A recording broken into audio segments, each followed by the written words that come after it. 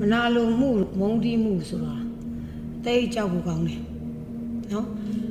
လူတယောက်ကိုမနာလိုမဲငါမနာလိုရင်ဘာမှမဖြစ်ဘူးငါ့ကိုတော့မနာလိုနဲ့ဘယ်ရမလဲနော်လူဘဝမှာလူတွေဆိုတာကလေသွေးသားနဲ့တိဆောက်တာဖြစ်တဲ့အတွက်ကြောင့်မလို့တယောက်နဲ့တယောက်ချစ်ချစ်ခင်ခင်ချစ်ချင်နန်းနာနောက်တော့ကိုချင်းစာစိတ်နဲ့ရရအားလုံးကြော်ပြတ်သွားလို့ရှိရင်ဒီမနာလိုမှုကြီးဆိုတာဖြစ်လာမှာမဟုတ်ဘူးမနာလိုမှုတွေအမုန်းတရားမှုတွေအမုန်းပွားမှုတွေ၆လူတွေကအချင်းချင်းခိုက်ရန်ဖြစ်တယ်ဒေါသဖြစ်တယ်ရန်ဖြစ်ကြတယ်နော်သူတင်ကိုတင်အနိုင်အပြိုင်နှွှဲကြတယ်ဘာဖြစ်လာလဲနံပါတ်1တစ်ချက်အချိန်ကုန်တယ်နံပါတ်2တစ်ချက်ငွေကုန်တယ်ဆိုတာကသွားကလာကစီကပြင်စားတော့ဖို့စရိတ်အဝေးရလာမယ်ဆိုရင်ဒီနေထိုင်မှုစရိတ်တွေအများကြီးကုန်တယ်တချို့တွေကြတော့ကျမကလေအမြဲတမ်းလူတွေကိုကြည့်တယ်မမြတ်တောင်းနော်လူတယောက်ကကိုချင်းစာစိမ့်နဲ့တိဆောက်လာဆိုတော့အသက်တွေကြီးွားပြီးတော့ဝန်ထမ်းဆိုရင်လည်းရတယာသွားတော့မှ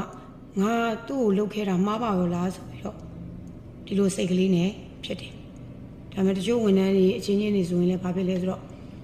ရတယာသွားတဲ့ခါကျတော့မှအော်ငါလှုပ်ခဲတာလမ်းမှာတွေ့တဲ့ခါကျတော့ငါလှုပ်ခဲတဲ့သူကအော်ငါထက်တောင်မြင့်နဲ့ငါလူရနေပါတော့လားဖြစ်တဲ့အချိန်မှာဘာဖြစ်လဲဆိုတော့ငါသာသူ့ဘောကောင်းခဲ့တော့ရှိရင်အခုလမ်းမှာတွေ့ရင်လေငါအကူညီတောင်းလို့ရမယ်စိတ်ဆန္ဒတခုခုတော့ဖြစ်နိုင်မယ်ထင်ပါပဲလीနော်အဲ့တော့ပြောချင်တဲ့အဓိပ္ပာယ်ကလူတွေကအမုန်းတရားနော်အမုန်းတရားကိုချင်းစာနာမှုမရှိတဲ့လူတွေမြောင်များစွာကဘာတွေတွေ့ကြုံခံစားရလဲဆိုတော့တယောက်နဲ့တယောက်က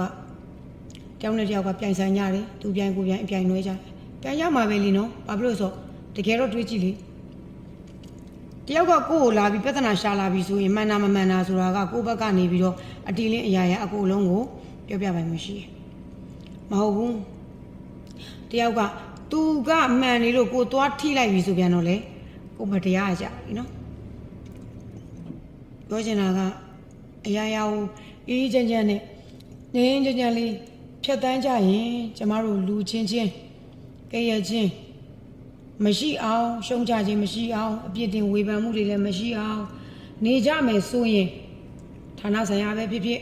မိမိနေတဲ့ပတ်ဝန်းကျင်ပဲဖြစ်ဖြစ်မိမိသွားတဲ့အတိုင်းဝိုင်းပဲဖြစ်ဖြစ်ကိုချင်းစာတရားလေးနဲ့အစစရာအားလုံးအဆင်ပြေအောင်လက်တွဲမယ်ဆိုရင်ဘရောမှရံမဖြစ်ပဲအပူတွေငိမ့်အေးချမ်းချမ်းဖြစ်မဲ့ဘဝကိုသူရောကိုရောပတ်ဝန်းကျင်ရော